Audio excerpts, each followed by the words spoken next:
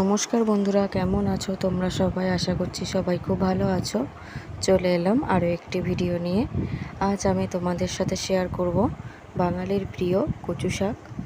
কচু শাক বানানোর জন্য এখানে আমি কচু শাকগুলোকে ভালোভাবে ধুয়ে সেদ্ধ করতে বসিয়েছি। তো দেখো, কচু শাকগুলোকে আমি সেদ্ধ করে নিয়েছি। এরপরে একটি পাত্রে আমি জল ঝরানোর জন্য দিয়ে দেব। ভালোভাবে জল ঝরিয়ে নিতে হবে, না হলে গাল চুলকাতে পারে। আর এই দিকে দেখো, আমি ছোলা ভিজিয়ে রেখেছি। ছোলাটাকে আমি এবার কুকারে সেদ্ধ করে নেব। তোমরা চাইলে কচু শাক সেদ্ধ করার সময়ও ছোলাটা সেদ্ধ করে নিতে পারো। আর এদিকে নারকেল কুড়ে নিয়েছি, আর নিয়েছি কুচো চিংড়ি মাছ, কারণ বাজারে বড় চিংড়ি পাইনি। এরপরে আমি গ্যাসে কড়াই গরম হতে বসিয়েছি। কড়াই গরম হয়ে গেলে আমি এর মধ্যে দিয়ে দেবো সর্ষের তেল। তেলটা একটু ভালো করে গরম করে নিতে হবে। আর এদিকে আমি কচু শাকগুলোকে চেপে চেপে জল বার করে নিচ্ছি। তেলটা গরম হয়ে গেছে, এর মধ্যে আমি দিয়ে দিলাম কাঁচা লঙ্কা, গোটা জিরে, তেজপাতা, শুকনো লঙ্কা। এরপরে এর মধ্যে আমি দিয়ে দিলাম পেঁয়াজ কুচি। পেঁয়াজটাকে একটু লাল লাল করে ভেজে নিতে হবে। পেঁয়াজটা লাল লাল করে ভাজা হয়ে গেছে, এর মধ্যে আমি দিয়ে দেবো আদা রসুন জিরা ধনে বাটা। আদা রসুন জিরা ধনে বাটা দিয়ে দিলাম। এরপরে আরেকটু মশলাটা কষে নেব। মশলাটা কষে নেবার পরে এর মধ্যে আমি দিয়ে দেবো চিংড়ি মাছগুলো একটু লাল লাল করে ভেজে নিতে হবে মশলার সাথে। তো কচু শাক বাঙালির একটি জনপ্রিয় রেসিপি।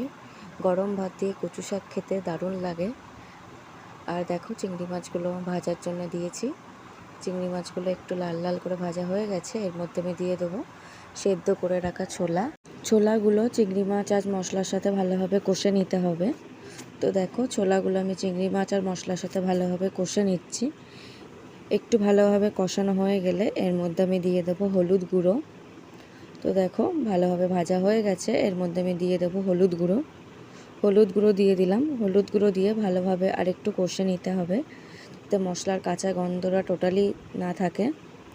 তো দেখো, ভালোভাবে কষে নিচ্ছি। তো তোমরা চাইলে কচু শাকে বেশি পরিমাণ ঝাল দিতে পারো। আমি এখানে 3টে কাঁচা লঙ্কা দিয়েছি। তো দেখো, ভালোভাবে সব উপকরণগুলো ভাজা হচ্ছে।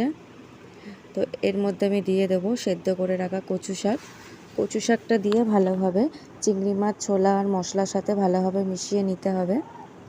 আর এটা ততক্ষণই করতে হবে যতক্ষণ না কচু শাক দিয়ে জলটা না শুকায়। তো দেখো, আমি ভালোভাবে মিশিয়ে নিচ্ছি। তো এই দেখো, ভালোভাবে ছোলা চিংড়ি মাছের সাথে মিশিয়ে নিয়েছি। তো এইভাবে নাড়তে থাকতে হবে যতক্ষণ না জলটা না শুকায়। তো তোমরা বাড়িতে এইরকম পদ্ধতিতে একবার বানিয়ে দেখবে, অবশ্যই ভালো লাগবে। তো দেখো, কিছুক্ষণ পরে এর মধ্যে আমি দিয়ে দিলাম নারকেল কোড়া দেওয়াতে যে কচু শাকের স্বাদটা পুরোপুরি পাল্টে যাবে, আর খেতেও বেশ ভালো লাগবে। তোমরা একবার দিয়ে দেখবে। তো দেখো, নারকেল কোড়া কচু শাকের সাথে ভালোভাবে মিশিয়ে নিয়েছি। এরপরে এর মধ্যে আমি দিয়ে দেবো পরিমাণ মতো লবণ দেওয়ার পরে ভালোভাবে আরেকটু নেড়ে নেব। তো এখনও অনেকটাই জল আছে, তো ওইভাবে নাড়তে থাকতে হবে। তো দেখো, জলটা অনেকটাই কিছুটা টেনে গেছে।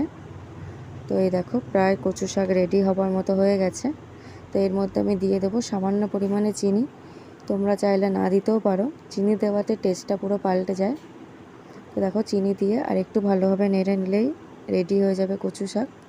দেখো কতটা ছিল, কতটা হয়ে গেছে, কয়টুকুনি হয়ে গেছে দেখো একবার। আর কচু শাক পুরোপুরি রেডি। তো বন্ধুরা, আমার ভিডিওটি তোমাদের যদি ভালো লাগে অবশ্যই লাইক করো, কমেন্টস করে জানিও কেমন হয়েছে। আর আমার চ্যানেলটিকে সাবস্ক্রাইব করতে ভুলো না। দেখা হচ্ছে আরও কোনো একটি ভিডিও নিয়ে। ততক্ষণে ভালো থেকো, সুস্থ থেকো। ধন্যবাদ।